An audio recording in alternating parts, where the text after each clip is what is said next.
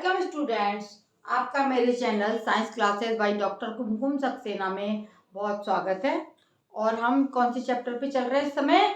प्रकाश। और प्रकाश में परावर्तन देख चुके हैं आप लोग कि जब प्रकाश एक माध्यम में जाता है और उसी से लौटता है तो उसको हम क्या कहते हैं? प्रकाश का परावर्तन। जब प्रकाश की किरणें धरातल पे पड़ती हैं तो वो धरातल पे पड़ने के बाद में लौट जाती हैं और इस तरीके से आपका आपतन कोण और परावर्तन कोण बनता है। पिछले चैप्टर में मैंने बताया था आपको, और आज मैं आपको बताने जा रही हूँ प्रकाश का अपवर्तन, रिफ्लेक्शन ऑफ लाइट। तो परावर्तन क्या था? जब प्रकाश सीधा एक ही माध्यम में जाता है उसको हम बोलते हैं प्रकाश का परावर्तन। और अपवर्तन क्या होता है? जब प्रकाश एक माध्यम से दूसरे माध्यम में जाएगा तो इसको हम बोलेंगे प्रकाश का अपवर्तन। जैसे यदि हमारा वायु से प्रकाश पानी में जा रहा है या वायु से हमारा प्रकाश जो है वो कांच में जा रहा है तो प्रकाश की किरण जो है वो सीधी रेखा में नहीं चल पाती है और अपने मार्ग से मुड़ जाती है। ये किस तरह मुड़ती है मैं आपको आज बताऊंगी।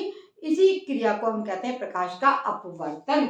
ये पहला माध्यम देख रहे हैं आप, ये है वायु, है ना, और ये एक अभिलंब है और अभिलंब से ये प्रकाश की किरण अगर इस तरह से आ रही है, ये अभिलंब की तरफ आई और आने के बाद इसकी रास्ता क्या बनती? ये बनती, ठीक है।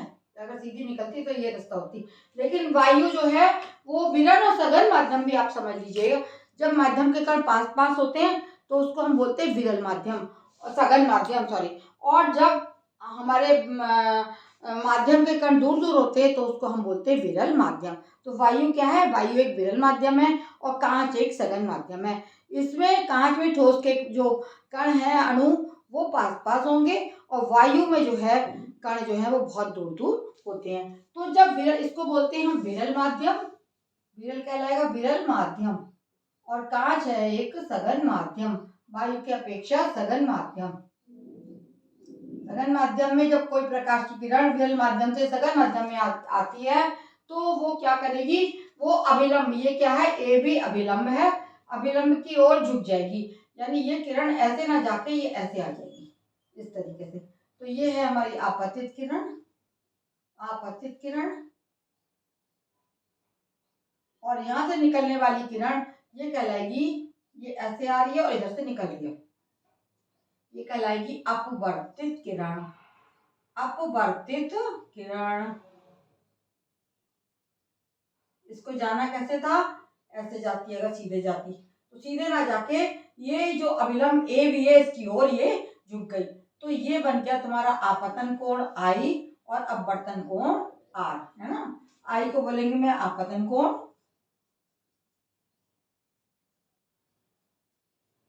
और आर को बोलेंगे हम अपवर्तन कोण।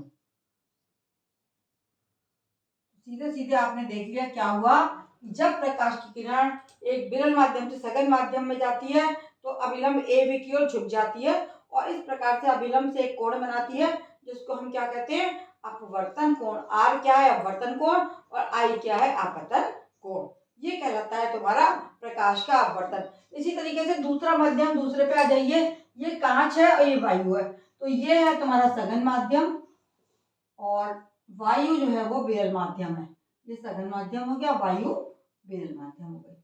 तो अब इसमें क्या होगा? इसमें उल्टा हो जाएगा। इसमें यदि कोई किरण प्रकाश की ऐसे आ रही है, इस तरीके से अभिलंब की ओर आई और ये क्या करेगी? जब सघन माध्यम से विरल माध्यम में जाएगी तो ये दूर हट जाएगी ऐसे करके, ये आ गई। आना था इसको कैसे? इसको अच्छी तरीके से आप देख लीजिए। ये अगर आती तो ऐसे आती, ऐसे करके आती। अगर हम इसको सीधा लेते तो ये ऐसे आ जाती डॉट में, लेकिन ऐसे ना आके ये ऐसे आ जाती है। ये अभिलंब से दूर हट गई तो ये उसका हो गया अपवर्तन कोण और ये इसका आपतन कोण हो गया। आपतन कोण से अपवर्तन कोण जो होगा वो क्या हो जाएगा? वो अधिक हो जाएगा और इसमें आपतन कोण अधिक होगा, अपवर्तन कोण कम होगा, क्योंकि कांच जो है वो सघन माध्यम है। कांच से जब ये निकलेगी तो ये यहाँ पर इस तरीके से दूर की और दूर हटा दो उसको, थोड़ा सा ये समझ में नहीं आ रहा होगा, ये इस तरीके से ऐसे करके ये दूर हट गई ये। और इसको आना था ऐसा, लेकिन आ गई है ऐसा, तो इसको हम कहते हैं अपवर्तन कोण। तो आपतन कोण छोटा है, अपवर्तन कोण इस स्थिति में बड़ा हो जाता है। तो इस बात को आप समझ लीजिए कि सघन माध्यम क्या है और विरल माध्यम क्या है। सघन माध्यम में जब होता है किरण प्रकाश की, वो विरल माध्यम में जाती है तो अभिलंब से दूर हट जाती है, और विरल माध्यम से सघन माध्यम में आएगी तो अभिलंब की ओर जो है ये किरण झुक जाएगी। अपवर्तन के कारण होते हैं, आप देखेंगे अपवर्तन का क्या कारण है। अपवर्तन के कारण क्यों होता है अपवर्तन, इसका क्या कारण है, क्यों अपवर्तन हो जाता है प्रकाश का। अपवर्तन के कारण है कि प्रकाश की चाल जो होता है वो विभिन्न माध्यमों में अलग अलग होती है। प्रकाश की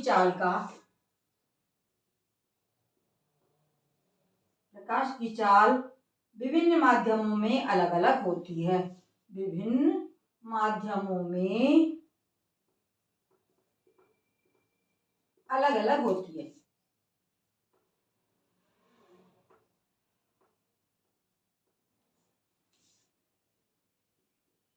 वायु में प्रकाश की चाल क्या है, वायु में प्रकाश की चाल है, वायु में प्रकाश की चाल होती है,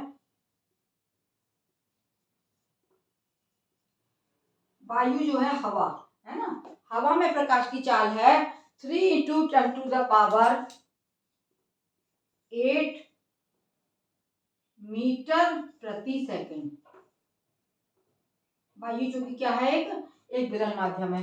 तो वायु में प्रकाश की चाल है, मतलब जितना विरल माध्यम होगा उतनी प्रकाश की चाल अधिक होगी, और जितना सघन माध्यम होगा प्रकाश की चाल वो है कम होती है। इसी प्रकार से कांच में प्रकाश की चाल आप नोट कर लीजिए। कांच में प्रकाश की चाल, कांच में प्रकाश की चाल होगी 2 × 10⁸ मीटर प्रति सेकंड। अपवर्तन में समझती हूँ आपको ठीक से समझ में आ गया होगा कि परावर्तन और अपवर्तन में क्या अंतर है। परावर्तन जब एक ही माध्यम में प्रकाश लौटता है और किरण उसमें सीधी चलती है, उसको प्रकाश का परावर्तन कहलाता है। और अपवर्तन क्या है, जब एक माध्यम से दूसरे माध्यम में प्रकाश की किरण जाती है तो इसको हम कहते हैं अपवर्तन। क्या कहलाता है ये, अपवर्तन। और अपवर्तन का कारण क्या है, प्रकाश की चाल विभिन्न माध्यमों में अलग अलग होती है।